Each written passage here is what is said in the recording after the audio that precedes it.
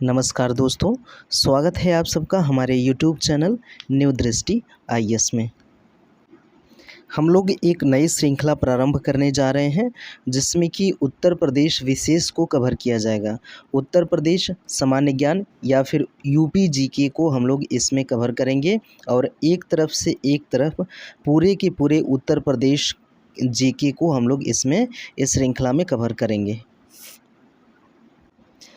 जैसा कि हम लोग जानते हैं कि 27 अक्टूबर को क्या है, 27 अक्टूबर को यूपीपीसीएस का एग्ज़ाम है। यूपीपीएससी का एग्ज़ाम कब है? 27 अक्टूबर को यूपीपीएससी का एग्ज़ाम आयोजित होने वाला है। यूपीपीएससी कंबाइंड प्री एग्ज़ाम आयोजित होने वाला है 27 अक्टूबर को। उसी के बाद अगर बात करें, उसके बाद 22 दिसंबर को आयोजित होने वाला है एग्ज़ाम आरओ का। तो ये दोनों एग्ज़ाम, इन दोनों एग्ज़ाम के लिए जो ये श्रृंखला है ये बहुत ही महत्वपूर्ण है, बहुत ही उपयोगी सिद्ध होने वाली है। ठीक है, 27 अक्टूबर को हम लोगों का क्या है? 27 अक्टूबर को यूपीपीसीएस का एग्ज़ाम है। 27 अक्टूबर को यूपीपीसीएस, वो भी एग्ज़ाम जो है आरओ का वो भी यूपीपीसीएस का ही है, लेकिन ये यूपीपीसीएस ये कंबाइंड प्री एग्ज़ाम होता है। इसके बाद ये 27 अक्टूबर को ये एग्ज़ाम आयोजित होने वाला है। उसके बाद 22 दिसंबर को आरओ का एग्ज़ाम आयोजित होने वाला है, आरओ का। तो ये जो श्रृंखला है, ये श्रृंखला इन दोनों एग्ज़ाम के लिए बहुत ही महत्वपूर्ण होने वाली है। और इस यूपी स्पेशल के अलावा हम लोग यूपी स्पेशल करंट अफेयर की भी क्लास अभी कुछ ही दिनों में प्रारंभ कर देंगे। आज का हमारा पहला वीडियो है, आज का ये हमारा पहला क्लास है। तो पहले क्लास में हम लोग क्या करेंगे, पहले वीडियो में हम लोग पहले पाठ्यक्रम पर चर्चा करेंगे। हम लोग सबसे पहले इसमें पाठ्यक्रम पर चर्चा करेंगे, सिलेबस पर चर्चा करेंगे। पाठ्यक्रम, हम लोग आज के वीडियो में पाठ्यक्रम पर चर्चा करेंगे कि हम लोगों को एक तरह से मान लीजिए कि अप्रोच सिनॉप्सिस वाला वीडियो है। इसमें हम लोग देखेंगे कि किस प्रकार से कौन कौन से लेसन, कौन कौन से टॉपिक्स हम लोग कवर करेंगे यूपी स्पेशल को कंप्लीट करने के लिए। यूपी सामान्य अध्ययन को, उत्तर प्रदेश सामान्य अध्ययन को कवर करने के लिए हम लोग किन किन टॉपिक्स का सहारा लेंगे, किन किन टॉपिक्स को कवर करेंगे, उस चीज़ को हम लोग इस वीडियो में देखेंगे। और दूसरी बात ये है कि जो आज का हम लोग सलेबस देखेंगे, वो सलेबस देखकर आप डिसाइड करेंगे कि आपको इस श्रृंखला में बने रहना है कि नहीं। आप सलेबस ध्यान से देख लीजिए, हम लोग किस प्रकार से यूपी स्पेशल को कवर करने वाले हैं। सलेबस ही देखकर आपको डिसाइड करना है कि आपको इस श्रृंखला में बने रहना है या फिर नहीं। तो चलिए शुरू करते हैं। हम लोग देखते हैं अपने सलेबस के बारे में। सलेबस के बारे में बात करें तो सबसे पहला जो हम लोगों का टॉपिक होगा ये होगा उत्तर प्रदेश एक दृष्टि में। उत्तर प्रदेश एक दृष्टि में सबसे पहला लेसन हम लोगों का होगा। ये कंप्लीट होने के बाद हम लोग स्टार्ट करेंगे ये उत्तर प्रदेश का इतिहास। उत्तर प्रदेश का इतिहास प्रारंभ करेंगे, जिसमें कि हम लोगों के जो महत्वपूर्ण टॉपिक होंगे वो होगा उत्तर प्रदेश प्राचीन इतिहास। प्राचीन इतिहास हम लोग कवर करेंगे उत्तर प्रदेश का। उसके बाद उत्तर प्रदेश के इतिहास में ही हम लोग उसके बाद मध्यकालीन इतिहास और फिर आधुनिक इतिहास, तीनों इतिहास हम लोग एक तरफ कंप्लीट करेंगे। उत्तर प्रदेश के इतिहास के अंतर्गत प्राचीन इतिहास, मध्यकालीन इतिहास और आधुनिक इतिहास को हम लोग कवर करेंगे। उसके बाद स्वाधीनता संघर्ष में उत्तर प्रदेश का योगदान। जब देश को आज़ादी के लिए जब देश को आज़ाद कराने के लिए लड़ाई लड़ी जा रही थी, तो उस समय उत्तर प्रदेश का योगदान क्या रहा है, इन सब चीज़ों पे भी हम लोग चर्चा करेंगे। उसके बाद अगर हम लोग देखें तो उत्तर प्रदेश के स्वतंत्रता सेनानियों के बारे में भी चर्चा करेंगे। इन सारी बातों पे चर्चा करने के बाद उत्तर प्रदेश के इतिहास के अंतर्गत ही हम लोग बात करेंगे उत्तर प्रदेश के प्रमुख स्वतंत्रता सेनानियों के बारे में। उसके बाद हम लोग जो स्टार्ट करेंगे वो उत्तर प्रदेश की कला और संस्कृति। उत्तर प्रदेश की कला और संस्कृति, ये टॉपिक भी मोस्ट इम्पॉर्टेंट होता है। मोस्ट इम्पोर्टेंट होता है परीक्षा के दृष्टिकोण से कला और संस्कृति, बल्कि कला और संस्कृति से इतिहास के अंतर्गत कला और संस्कृति से प्रश्न अधिकाधिक पूछे जाते हैं। तो ये भी जो है महत्वपूर्ण टॉपिक होने वाला है। इसके अंतर्गत हम लोग देखेंगे स्थापत्य कला एवं मूर्ति कला, उत्तर प्रदेश का स्थापत्य कला और मूर्ति कला। उसके बाद ये समाप्त होने के बाद हम लोग देखेंगे इसके अंतर्गत चित्रकला एवं शिल्प। उत्तर प्रदेश से संबंधित चित्रकला और शिल्प देखने के बाद उत्तर प्रदेश के संगीत, नृत्य एवं नाट्य कला इसके अंतर्गत देखा जाएगा। ये समाप्त होने के बाद उत्तर प्रदेश की भाषा, यहाँ की बोलियाँ और यहाँ का साहित्य, इस पे भी हम लोग परिचर्चा करने वाले हैं। इसके बाद हम लोग क्या करेंगे, उत्तर प्रदेश के त्यौहार, उत्सव और महोत्सव, उत्तर प्रदेश का पर्व, उत्सव और महोत्सव पे भी चर्चा होगी। यहाँ से भी प्रश्न सुमेलित करने के लिए काफ़ी पूछे जाते हैं। इसके अलावा हम लोग बात करें तो उत्तर प्रदेश के पर्यटन को भी हम लोग यहाँ पे शामिल किए हैं, इसको भी हम लोग देखेंगे उत्तर प्रदेश की कला और संस्कृति के अंतर्गत। इसके आगे बात करें तो ये कंप्लीट होने के बाद हम लोग उत्तर प्रदेश का प्रमुख पर्यटन स्थल, टॉपिक वही है लेकिन थोड़ा सा अलग करके देखेंगे हम लोग इन चीज़ों को। ये चीज़ देखने के बाद यहाँ पे हम लोग शुरू करेंगे उसके बाद उत्तर प्रदेश में शिक्षा और स्वास्थ्य को। उत्तर प्रदेश में शिक्षा और स्वास्थ्य के बारे में चर्चा होगी। इसके अंतर्गत हम लोग देखेंगे उत्तर प्रदेश की शिक्षा, उत्तर प्रदेश का स्वास्थ्य एवं चिकित्सा, इसके बाद उत्तर प्रदेश की पत्रकारिता भी इसमें हम लोग शामिल करके देखेंगे ताकि कोई भी चीज़ यहाँ से छूटने न पाए। उसके बाद जो हमारा टॉपिक होगा वो होगा उत्तर प्रदेश का भूगोल। इतिहास हम लोगों का कंप्लीट हो जाएगा। उसके बाद हम लोग स्टार्ट करेंगे भूगोल। ये भूगोल भी इम्पोर्टेंट टॉपिक होगा, महत्वपूर्ण टॉपिक होगा। भूगोल से भी काफ़ी सवाल पूछे जाते हैं, तो भूगोल को हम लोग स्किप नहीं करने वाले हैं। इसमें भूगोल के अंतर्गत सबसे पहले हम लोग देखेंगे उत्तर प्रदेश का भूगर्भिक संरचना और भौतिक विभाजन। उत्तर प्रदेश का भूगर्भिक संरचना और भौतिक विभाजन देखने के बाद उत्तर प्रदेश के नदी, झील एवं अन्य अपवाह तंत्रों पर भी हम लोग चर्चा करेंगे। आगे जब बढ़ेंगे तो हम देखेंगे इसके बारे में उत्तर प्रदेश के भूगोल में ही हम लोग देखेंगे उत्तर प्रदेश की मिट्टी, उत्तर प्रदेश की मृदा पर हम लोग विस्तार से चर्चा करेंगे। उसके बाद उत्तर प्रदेश की जलवायु, उत्तर प्रदेश का सिंचाई एवं बहुउद्देशीय परियोजनाएं जो हैं उत्तर प्रदेश में, उस पर चर्चा होगी। ये इन सब चीज़ों से प्रश्न पूछे जाते हैं, याद रखिए।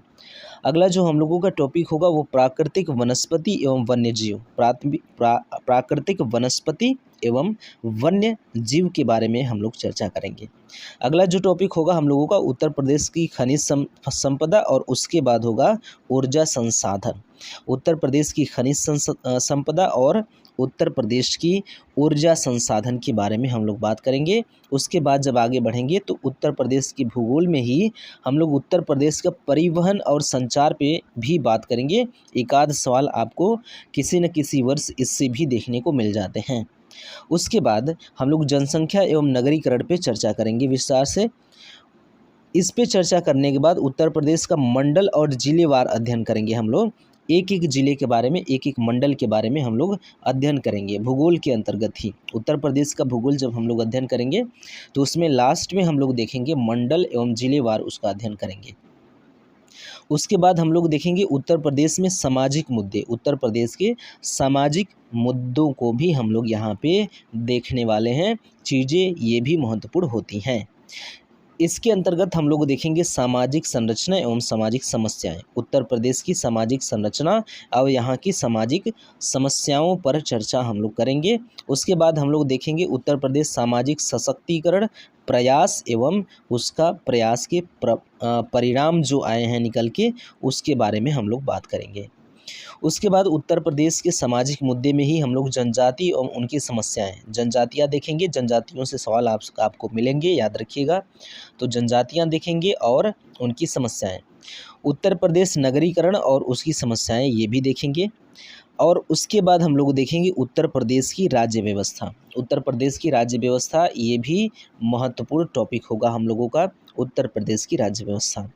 उत्तर प्रदेश की राज्य व्यवस्था के अंतर्गत सबसे पहले हम लोग देखेंगे राजनैतिक एवं प्रशासनिक व्यवस्था। उत्तर प्रदेश की राजनैतिक एवं प्रशासनिक व्यवस्था के बाद हम लोग देखेंगे उत्तर प्रदेश के विधानमंडल के बारे में चर्चा होगी विस्तार से। यहाँ से प्रश्न आपको मिलेंगे ही मिलेंगे, याद रखिएगा। उसके बाद उत्तर प्रदेश की न्यायपालिका हम लोग देखेंगे, उत्तर प्रदेश की न्यायपालिका पर चर्चा करेंगे। राज्य व्यवस्था के अंतर्गत ही हम लोग उत्तर प्रदेश अधीनस्थ प्रशासन की बात करेंगे और उसके बाद संवैधानिक एवं गैर संवैधानिक संस्थाएं जो हैं उत्तर प्रदेश में, इससे सुमेलित करने के लिए प्रश्न आपको मिल सकते हैं, इस पे भी हम लोग चर्चा करेंगे। उसके बाद जब हम लोग आगे बढ़ेंगे तो उत्तर प्रदेश में शासन पारदर्शिता ई गवर्नेंस का अनुप्रयोग हम लोग देखेंगे। इतने टॉपिक्स हम लोग कवर करेंगे किसके अंतर्गत, राज्य व्यवस्था के अंतर्गत। उत्तर प्रदेश के जब उत्तर प्रदेश विशेष में राज्य व्यवस्था के अंतर्गत वो सभी टॉपिक्स हम लोग कवर करने वाले हैं। उसके बाद हम लोग शुरू करेंगे उत्तर प्रदेश की अर्थव्यवस्था। उत्तर प्रदेश की अर्थव्यवस्था, ये टॉपिक भी हम लोगों का महत्वपूर्ण होगा। तो उत्तर प्रदेश की अर्थव्यवस्था हो सकता है, उत्तर प्रदेश का भूगोल हो सकता है, उत्तर प्रदेश की राज्य व्यवस्था हो सकती है, उत्तर प्रदेश का समाज हो सकता है। हम ये नहीं सोचेंगे कि हम लोग विज्ञान भी कवर करें यूपी विशेष के हिसाब से, उत्तर प्रदेश का विज्ञान नहीं होता है, ठीक है। तो हम लोग अर्थव्यवस्था उत्तर प्रदेश का होगा वो कवर करेंगे, इतिहास होगा वो कवर करेंगे, भूगोल होगा वो कवर करेंगे, पर्यावरण होगा वो सब कवर करेंगे। तो उत्तर प्रदेश की अर्थव्यवस्था हम लोग क्या करेंगे देखेंगे, इस पे भी विस्तार से चर्चा होगी। इसके अंतर्गत जो टॉपिक हम लोगों ने रखा है वो है अर्थव्यवस्था की प्रकृति एवं मुख्य कारक उत्तर प्रदेश के संदर्भ में। उसके बाद उत्तर प्रदेश में आर्थिक विकास, चुनौतियां एवं संभावनाएं भी हम लोग देखेंगे।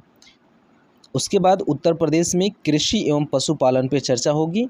उसके बाद बागवानी एवं खाद्य प्रसंस्करण, उत्तर प्रदेश में बागवानी और खाद्य प्रसंस्करण को कंप्लीट करेंगे। इसको कंप्लीट करने के पश्चात हम लोग बढ़ेंगे उत्तर प्रदेश में उद्योग एवं विनिर्माण की ओर। उत्तर प्रदेश के उद्योग और विनिर्माण को देखने के बाद उत्तर प्रदेश में गन्ना एवं चीनी उद्योग को देखेंगे अर्थव्यवस्था के अंतर्गत ही। उसके बाद उत्तर प्रदेश में हथकरघा एवं वस्त्रोद्योग को भी देखेंगे, ये महत्वपूर्ण टॉपिक होगा। उसके बाद उत्तर प्रदेश में समावेशी विकास एवं रोजगार परिदृश्य को भी हम लोग यहाँ पे देखने वाले हैं। उसके बाद उत्तर प्रदेश का आर्थिक नियोजन और फिर बाद में उत्तर प्रदेश की महत्वपूर्ण नीतियाँ और योजनाएं, उत्तर प्रदेश द्वारा चलाई गई नीतियाँ और उनकी योजनाओं पर भी हम लोग चर्चा करेंगे। उसके बाद उत्तर प्रदेश विज्ञान प्रौद्योगिकी एवं पर्यावरण पे चर्चा हम लोग करेंगे। तो विज्ञान एवं प्रौद्योगिकी पे बात करेंगे, उत्तर प्रदेश से रिलेटेड जो भी चीज़ें होंगी। उसके बाद विज्ञान एवं प्रौद्योगिकी में उत्तर प्रदेश की उपलब्धियां देखेंगे। उसके बाद उत्तर प्रदेश सूचना एवं संचार प्रौद्योगिकी देखेंगे, उत्तर प्रदेश की सूचना एवं संचार प्रौद्योगिकी पर भी चर्चा होगी। उत्तर प्रदेश की पर्यावरण पारिस्थितिकी एवं जैव विविधता पर बात करेंगे, उत्तर प्रदेश की पर्यावरण प्रदूषण एवं प्रभाव पर बात करेंगे। यहाँ इतनी टॉपिक्स हम लोगों की 52 टॉपिक्स हमारे पास हैं। कितने हैं संख्या में 52 टॉपिक्स हैं हम लोगों को उत्तर प्रदेश विशेष को कवर करने के लिए। तो 52 टॉपिक्स हम लोग, जो पहला एग्ज़ाम होगा हम लोगों के सामने आएगा 27 अक्टूबर वाला एग्ज़ाम, जो 27 अक्टूबर वाला एग्ज़ाम आएगा ये मान लीजिए कि है किस चीज़ का, UP PCS combined PCS, UP PCS का एग्ज़ाम है ये वाला। यूपी पीसीएस का एग्ज़ाम है किस तारीख को, 27 अक्टूबर को। 27 अक्टूबर को ये हमारे सामने पहला एग्ज़ाम आने वाला है। दूसरा एग्ज़ाम आने वाला है 22 दिसंबर को।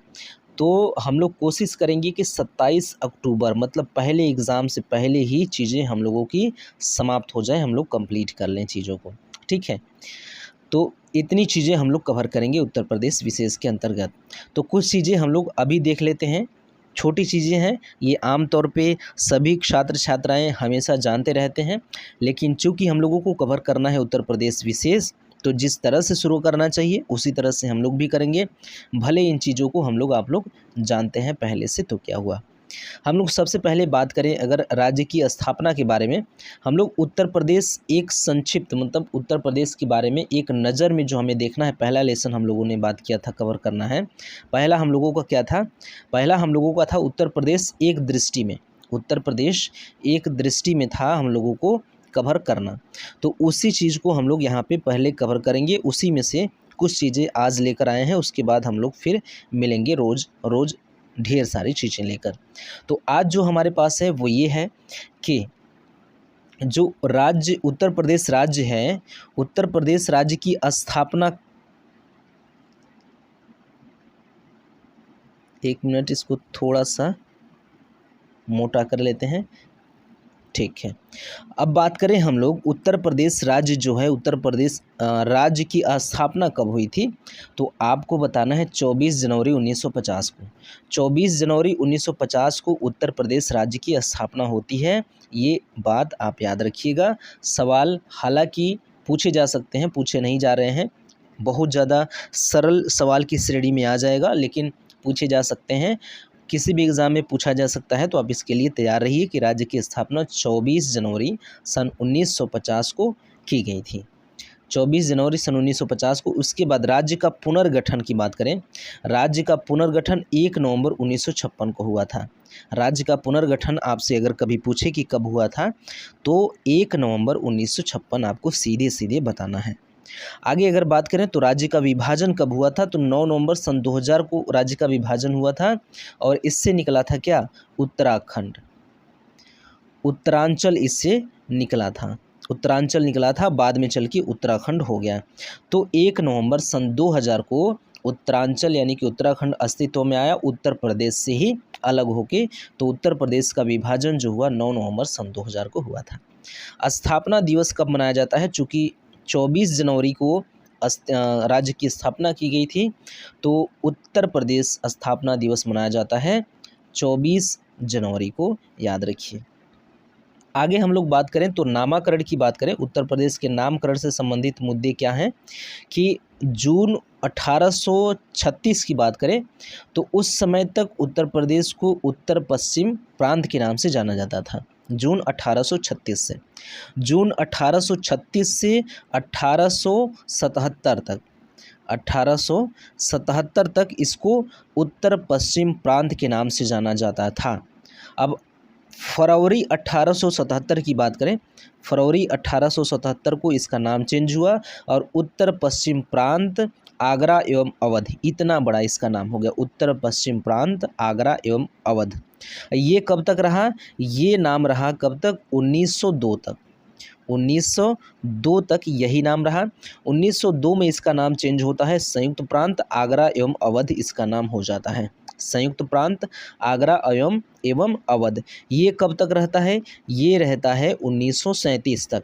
उसके बाद 1937 से इसका नाम संयुक्त प्रांत होता है। उसके बाद 1937 से 24 जनवरी 1950 तक यही रहता है, और 24 जनवरी 1950 को इसका नाम बदल के उत्तर प्रदेश होता है, और अब तक इसका नाम उत्तर प्रदेश ही है। तो लास्ट बार जो चेंज हुआ था 24 जनवरी 1950 को, तो यही अब तक चल रहा है। तो इस प्रकार से चीज़ें हम लोगों के सामने हैं। अब उत्तर प्रदेश की राजधानी की बात करें, राजधानी के बारे में जो पॉइंट है वो ये है कि प्रारंभ में कब से कब तक, 1836 से लेके 1858 तक, 1858 तक, 1857 में क्रांति होती है। क्रांति के बाद 1858 में क्या होता है कि जो ब्रिटिश सत्ता है वो ब्रिटिश सरकार के हाथ में चली जाती है, कंपनी के हाथ से, ठीक है। तो 1836 से 1858 तक, 1836 से 1858 तक इसकी राजधानी जो थी वो आगरा थी, याद रखिएगा। इतने समय तक आगरा उत्तर प्रदेश की राजधानी थी। कुछ समय के लिए उत्तर प्रदेश भी राजधानी रही, इलाहाबाद भी राजधानी रही, किसकी, उत्तर प्रदेश की। उत्तर प्रदेश की राजधानी इलाहाबाद था। वर्तमान में उत्तर प्रदेश का नाम प्रयागराज है। तो प्रयागराज उस समय इलाहाबाद थी, इलाहाबाद था, तो इलाहाबाद इसकी राजधानी थी उत्तर प्रदेश की। कब से कब तक, 1858 से 1921 तक। 1836 से 58 तक आगरा, 1858 से 1921 तक इलाहाबाद इसकी राजधानी के रूप में था।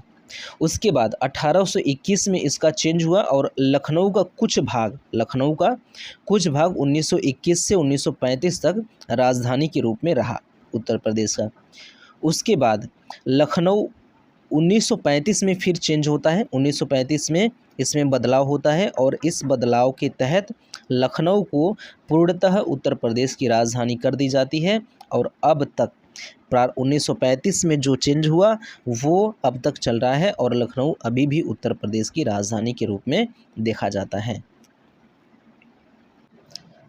इसके बाद अगर हम लोग बात करें उत्तर प्रदेश के क्षेत्रफल की, तो क्षेत्रफल के बारे में जब हम लोग बात करते हैं तो ये जो डाटा है बहुत ज़्यादा महत्वपूर्ण याद करने के लिए नहीं है, लेकिन फिर भी 2,40,228 वर्ग किलोमीटर उत्तर प्रदेश तक का क्षेत्रफल है। उत्तर प्रदेश का क्षेत्रफल अगर कभी आपसे पूछ ले, हालांकि इस प्रकार के डाटा नहीं पूछे जाते आमतौर पे, लेकिन अगर कभी पूछ ले तो याद रखिएगा 2,40,928 वर्ग किलोमीटर इसका वो है इसका क्षेत्रफल है उत्तर प्रदेश का। और वही वर्ग मील में बात करें तो 93,023 वर्ग मिलीमीटर है उत्तर प्रदेश का क्षेत्रफल। आगे अगर बात करें तो भारत में कुल क्षेत्रफल का प्रतिशत जो है उत्तर प्रदेश का 7.33% है। तो इस डाटा को याद रखिएगा, ये चीज़ बहुत बड़ी याद करने के लिए नहीं है, आसानी से याद हो जाएगा।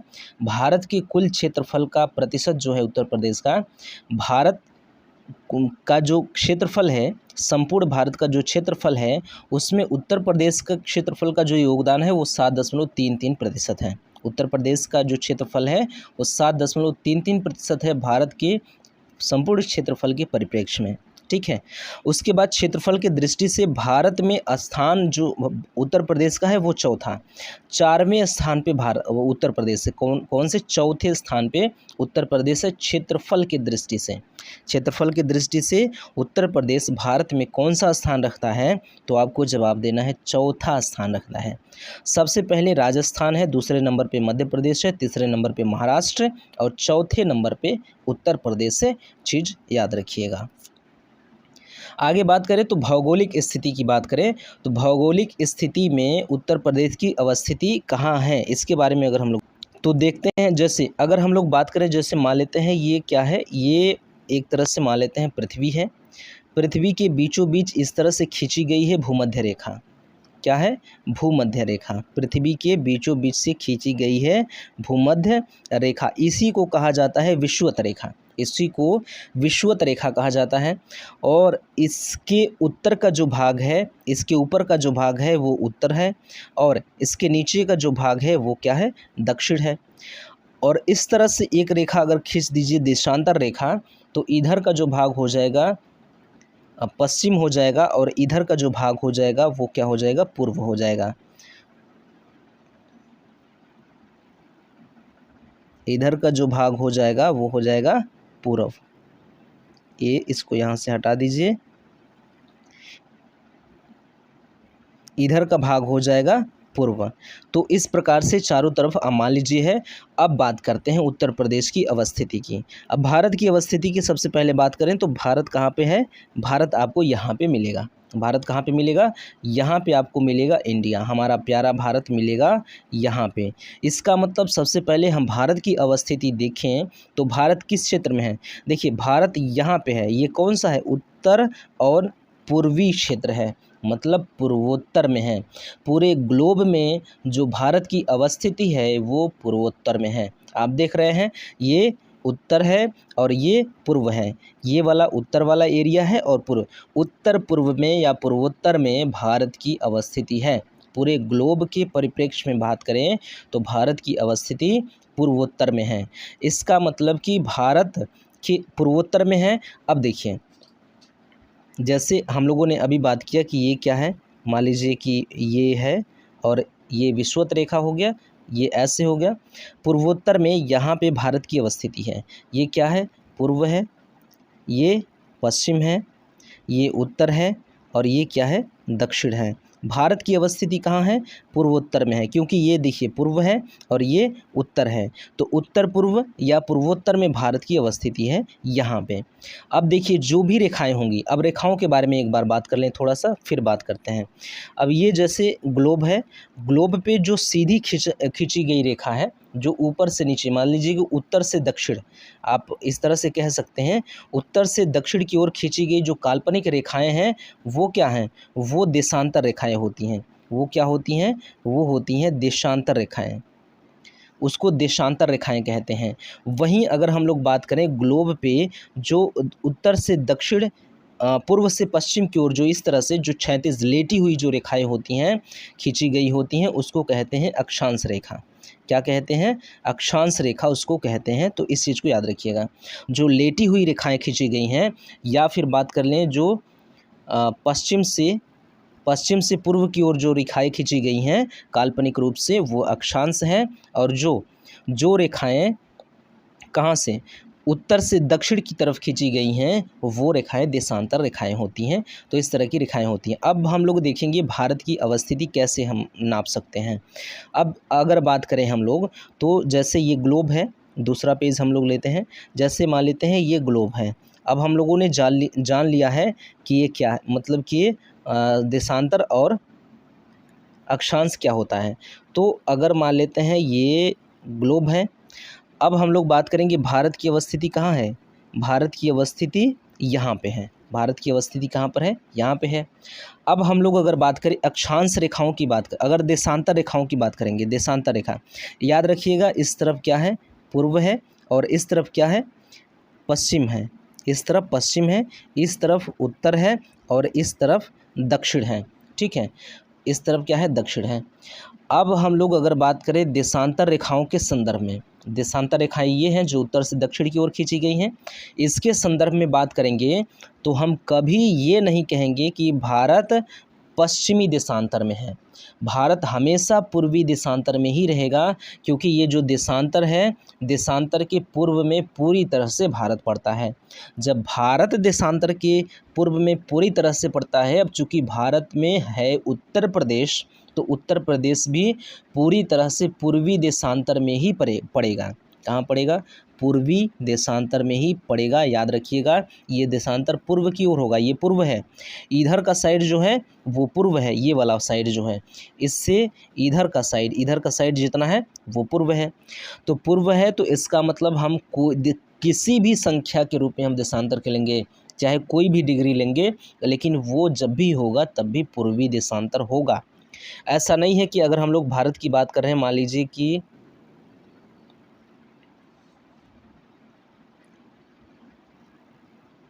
अगर हम लोग भारत की मान लीजिए बात करें, तो ऐसा नहीं है कि इस साइड जो रेखा होगा देशांतर रेखा, उसको हम पूर्वी कहेंगे, और इस साइड जो देशांतर रेखा होगा उसको हम लोग पश्चिमी देशांतर रेखा कहेंगे। ऐसा बिल्कुल भी नहीं होगा। ऐसा हम लोग बिल्कुल भी नहीं करेंगे कि इस साइड का जो रेखा है उसको हम लोग कहेंगे पूर्वी, और इस साइड का जो रेखा है उसको कहेंगे पश्चिमी। ऐसा नहीं है। भारत के संदर्भ में पूर्वी पश्चिमी है, ये एरिया पूर्वी पश्चिमी है, लेकिन देशांतर रेखाओं के बारे में जब हम लोग बात करेंगे तो यहाँ पे जो रेखा होगी उसको भी हम लोग पूर्वी ही कहेंगे, यहाँ पे जो रेखा होगी उसको भी हम लोग पूर्वी ही कहेंगे, क्योंकि यहाँ पे जो रेखा होगी वो भी पूर्वी होगा, क्योंकि इस रेखा के इसके ये पूर्व में ही है। और इसकी भी बात करेंगे जब हम लोग रेखा खींचेंगे तो वो भी पूर्व में ही होगा। इसको ही पूर्वी देशांतर रेखा ही कहेंगे, क्योंकि इसके पूर्व में ही है। दोनों रेखाएं इसके पूर्व में ही हैं। इसका मतलब जब हम लोग बात करेंगे उत्तर प्रदेश की, तो उत्तर प्रदेश जब भी स्थित होगा पूर्वी देशांतर में ही स्थित होगा। अब इतनी बातें हो गई पूर्वी देशांतर की, तो जब हम लोग बात करेंगे अक्षांश की तो उसमें बहुत ज़्यादा समझने की ज़रूरत नहीं पड़ेगी, हम लोग ऐसे ही समझ लेंगे। देखिए, अब हम लोग देशांतरों के बारे में बात कर ले। अगर हम लोग अक्षांश की बात करें तो उत्तर प्रदेश मतलब भारत यहाँ पे स्थित है। तो जब भारत यहाँ पे स्थित है तो ये क्या है? उत्तर, और ये क्या है? दक्षिण। ये दक्षिण है और वो उत्तर है। तो जब हम लोग जब भी बात करेंगे तभी चाहे यहाँ रेखा खींचा हो देशांतर, या फिर यहाँ देशांतर रेखा खींची हो, ऐसा नहीं है कि हम लोग क्या करें कि ये इसको उत्तर में मान लें, इस अक्षांश रेखा को उत्तर में मान लें और इस अक्षांश रेखा को दक्षिण में मान लें। ऐसा बिल्कुल भी हम लोग नहीं करेंगे। ऐसा बिल्कुल नहीं करेंगे। ये रेखा भी कहाँ होगा, ये रेखा भी उत्तर में ही होगा और ये रेखा भी उत्तर में ही होगा। जैसे कि ये जो अक्षांश रेखा ये भी उत्तर में है और ये अक्षांश रेखा ये भी उत्तर में है, क्योंकि इसके उत्तर में है दोनों अक्षांश रेखाएं। तो कुल मिला के जो उत्तर प्रदेश की अवस्थिति होगी वो यहाँ पे होगी, मतलब उत्तर पूर्व में इसकी अवस्थिति होगी। कहाँ होगी, उत्तर पूर्व में इसकी अवस्थिति होगी। चीज़ें कहाँ गई, हम लोग ला के देखते हैं, वापस आते हैं यहाँ पे। हाँ, अब भौगोलिक स्थिति की बात करें उत्तर प्रदेश की, तो आप देखेंगे कि उत्तरी अक्षांश की बात होगी। जब भी बात होगी उत्तरी अक्षांश की बात होगी, देशांतर की बात होगी, तो जब भी बात होगी पूर्वी देशांतर की बात होगी। ठीक है, ये गायब। ठीक, तो अगर हम लोग जब बात करेंगे भौगोलिक स्थिति की, तो जो उत्तर प्रदेश की भौगोलिक स्थिति है वो 23 डिग्री 52 मिनट से लेकर के 23 डिग्री 52 मिनट से लेकर के 30 डिग्री 24 मिनट इसका उत्तरी अक्षांश है। उत्तरी अक्षांश मतलब कि अगर मान लेते हैं कि ये उत्तर प्रदेश है, ये उत्तर प्रदेश है, तो अगर ये उत्तर प्रदेश है तो अक्षांशों की बात हो रही है, तो यहाँ से जो अक्षांश गुजरेगा उसकी बात हो रही है। एक अक्षांश यहाँ से गुजरेगा और एक अक्षांश ऐसे गुजरेगा, तो दोनों अक्षांशों की बात हो रही है।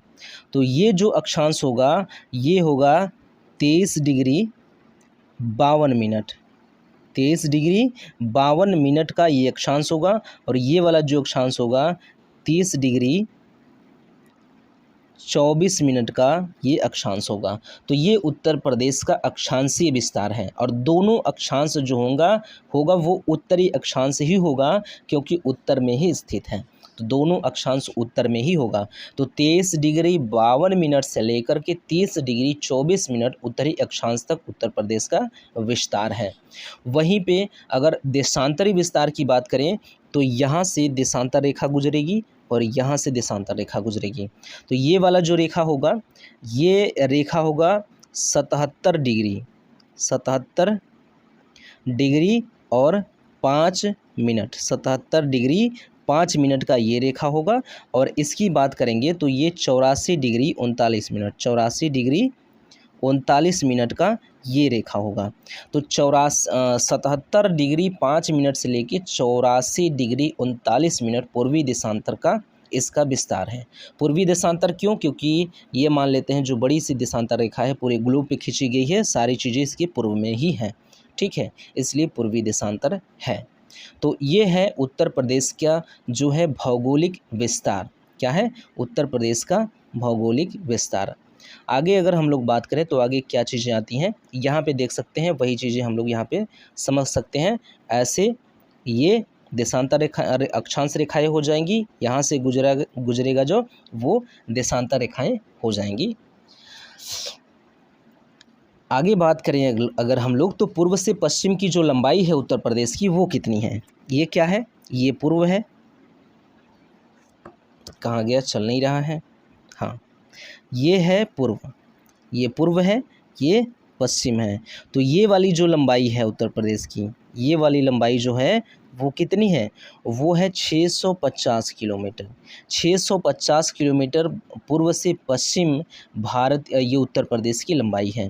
और इसकी बात करें जो यहाँ से यहाँ तक है ये वाली, इसकी जो दक्षिण से उत्तर की जो चौड़ाई है वो 240 किलोमीटर है। कितना है, 240 किलोमीटर। तो चीज़ें याद रखिएगा कि पूर्व से पश्चिम की जो लंबाई है उत्तर प्रदेश की वो 650 किलोमीटर है, और दक्षिण से उत्तर की जो लंबाई है वो 240 किलोमीटर है।